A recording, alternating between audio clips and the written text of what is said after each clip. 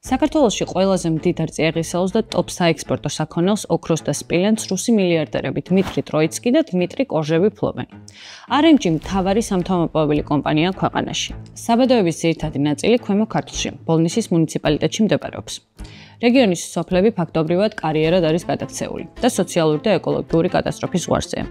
ლითონებით დამიძურებული საარსებო გარემო ზრდის მოსახლეობაში სიმსივნური და ქრონიკული დაავადებების რისკს, ხოლო სოფლებს მეურნეობისთვის უვარგისად ან სახიფათოდ აქცევს. ცოტა ხნის წინ კომპანიამ ლიცენზიის გაფართოება დაანონსა სოფელ მუშევანში, რაც ნიშნავს, რომ მოპოვებითი სამუშაოები დამატებით 8 ჰექტრამდე მიწაზე უნდა აწარმოოს, ანუ კიდევ 100 მეტრით მიუახლოვდეს საცხოვრებელ სახლებს. ეს ადგილობრივების აზრით სოფელში ეკოლოგიურ და სოციალურ ფონს გააუარესებს. მუშევანში, სადაც ოქროს და სპილენძის ერთ-ერთი მსხვილი საბადო მდებარეობს, მოსახლეობას დღემდე არ აქვს ბუნებრივი აირი, საბავშვო ბაღი, სკოლა და ნაწილობრივ გადაუჭრელია წყლის პრობლემაც. თუ შესაძლებელია რომ მუშევანსო მოეწოდებოდეს 50% წყალი მაინცო. აბსოლუტურად ყველაფერი შესრულებულია დაწყებული წლიდან, როგორც დასრულდა პროექტი, ჩაბარებულია წყალიც სფეროში. ადგილობრივების უმრავლესობა ეთნიკურად აზერბაიჯანელია. მძიმე სოციალური პირობების გამო ფაქტობრივად მთელი მოსახლეობა სახელმწიფოს შემწეობაზეა დამოკიდებული. 2022 წელს გარემოს დაცვის სააგენტომ ლიცენზია ისე გასცა, რომ მოსახლეობა ფაქტობრივად არ ყოფილა პროცესში ჩართული. პროტესტის შემდეგ კომპანია და მოსახლეობა გარკვეულ პირობებზე შეთანხმდნენ. 2023 წელს გაფორმდა ეგრეთ წოდებული მემორანდუმიც, რომელშიც მკაფიოდ ჩაიწერა, რომ კომპანია არ განახორციელებდა კვლევა-ძიებას და მოპოვებას სოფლის მიმართულებით. ესე იგი, წერია გარკვეულ არასდროს არ განავითარეს კვლევა-ძიებას და მოპოვებას სოფელი მუშევანის მიმართულებით. ეს შეხედვით არის სკოპი.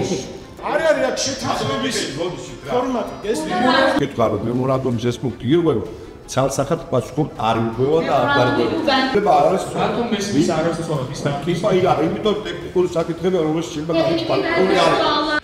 27 ივნისს სკოპინის ანგარიშის განხილვას მაუწყებლის გუნდით დავესწარით და არაფრის მთქმელი პრეზენტაციის შემდეგ 2 საათის განმავლობაში უსმენთ კომპანიას, რომელმაც ვერ დაასაბუთა, რის საფუძველზე აფართოებდა სამუშაოებს ზუსტადაც რომ სოფლის მიმართულებით.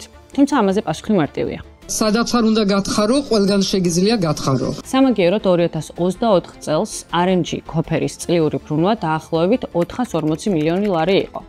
RMG Goldiski 290 მილიონი. ანუ ჯამში კომპანია RMG-ს წლიური შემოსავალი 2024 წელს ჰქონდა 7 მილიონ დოლარზე მეტი.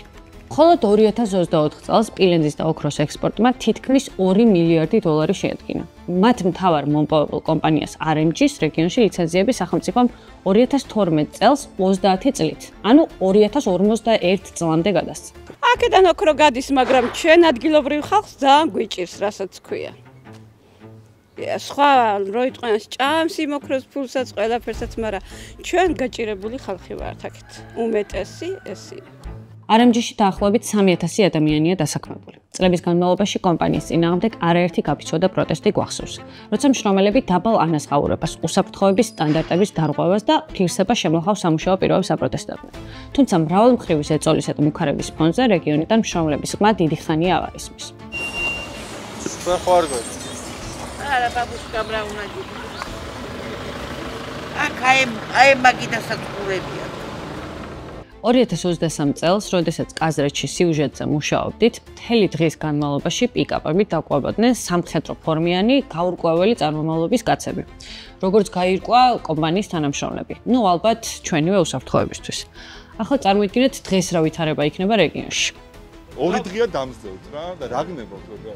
2 დღეა ადევნებაზე შემიძლია მითხარით რა გნებოთ რატო დაგზდევთ 2 დღეა ესეთ კეთება არ დაგზდევთ ბატონო არ დაგზდევთ აი გუშინდელ კადრებს განახებ დღევანდელს და ხო ანუ შემიძლია 2 საათი კადრები გაჩვენო როგორ დაგზდევ რა გისმენ რა მოძრაობ ტერიტორიაზე და დავყვებით გაგვაგებინეთ რატო არ აცდით ადამიანებს რატო არ აცდით ჩვენთან დალაპარაკება გადიხარ კერძო ტერიტორია ეს კერძო ტერიტორია ეხა ინფორმაციას ეხა არის აკრძალული ქალაქში ბაზართან მაგალითად რატო დავყვებით ადამიანებს რატო ეუბნებით რომ არ გველაპარაკო ანუ ყველაზე ძვირფასი წიაღისეული მდიდარი რეგიონი კომპანიას მართლ პარტიასთან ერთად ფაქტობრივად მძევლად ყავს აყვანილი.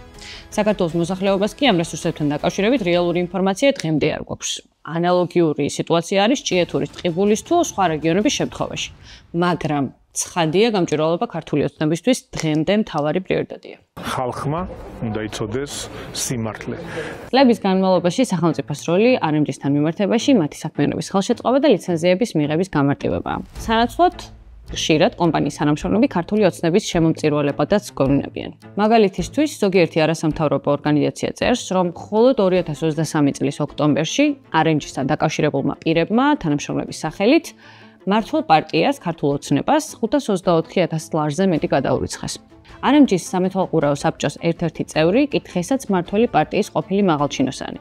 ფინანსთა სამინისტროს საგამოძიებო სამსახურის უფროსის მოადგილე ვახტანგ ფარესიშვილი. სამაგიეროდ RMG ქართული ოცნებისთვის ხმების გარანტორიცაა. მაგალითად 2024 წლის არჩევნების წინ მაუწყებელს კომპანიის ერთ-ერთი თანამშრომელი გვიყვებოდა, როგორ აიძულებდა კომპანია დასაქმებულებს პირადობის მოწმობების ან მონაცემების გადაცემას და მოუწოდებდა, რომ ხმა აუცილებლად ქართული ოცნებისთვის მიეცა. შეგახსენებთ, რომ 2014 წელს სწორედ RMG-ის საქმიანობის გამარტივებას და მის ფინანსურ ინტერესებს შეეწირა უნიკალური კულტურული ძეგლის აღთრისის უძველესი ოქროს საბადო. მაშინ კომპანიამ ქართული ოცნების კულტურის სამინისტროს მხარდაჭერით ეს ძეგლი ააფეთქა, მიუხედავად მისი საერთაშორისო მნიშვნელობისა და ადგილობრივი და უცხოელი მეცნიერების გაფრთხილებისა.